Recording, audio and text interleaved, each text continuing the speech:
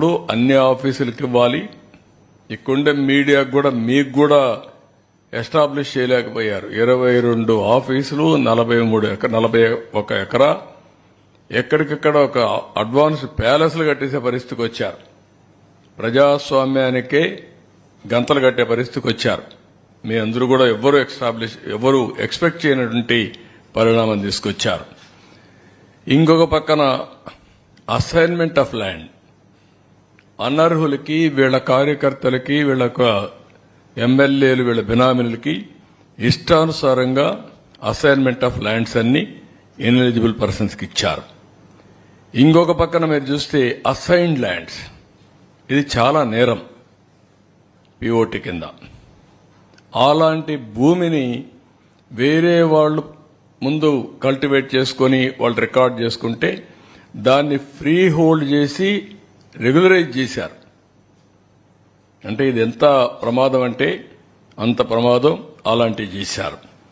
అదే సమయంలో ఇంకా లాస్ట్ కొంచెం రీసర్వే పేరుతో భూముల బౌండరీసే మార్చేశారు.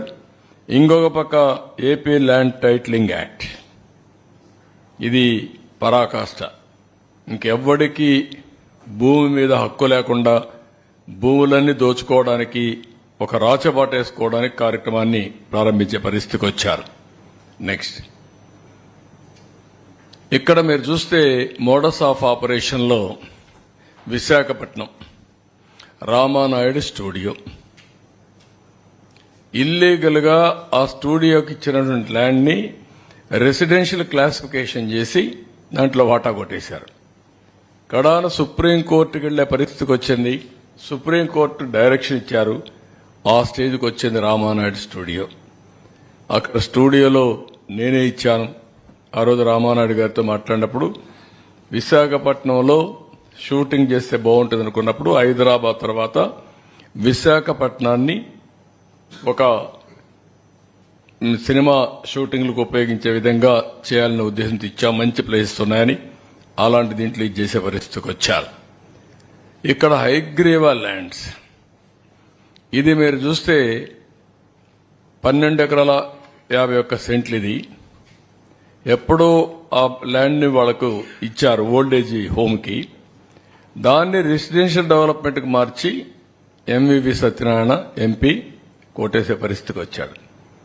ఓల్డేజ్ హోమ్ను కూడా వదిలిపెట్టలేదు కడాన. మామూలు భూములు కాదు ఇవన్నీ, అలాంటి గనులన్నమాట వీళ్ళు.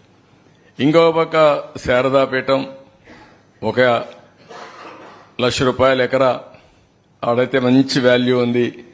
40 కోట్ల 50 కోట్ల తెలియదు, 15 ఎకరాలు కొత్త వలస భీముల్లో.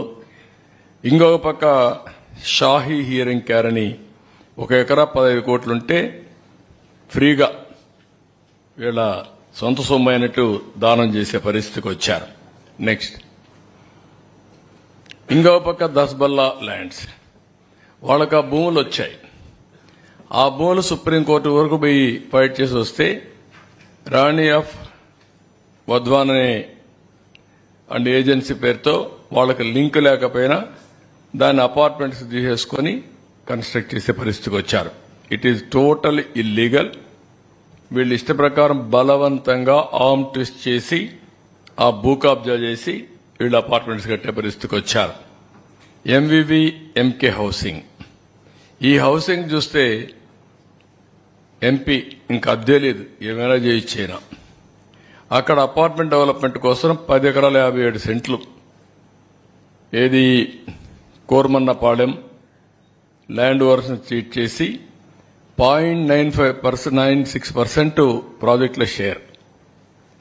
ఎక్కడైనా ఇది జరుగుతుందా ప్రపంచంలో అడుగుతున్నారు. అంటే ఎంత దౌర్జన్యం, ఎంత అరాచకం, ఎంత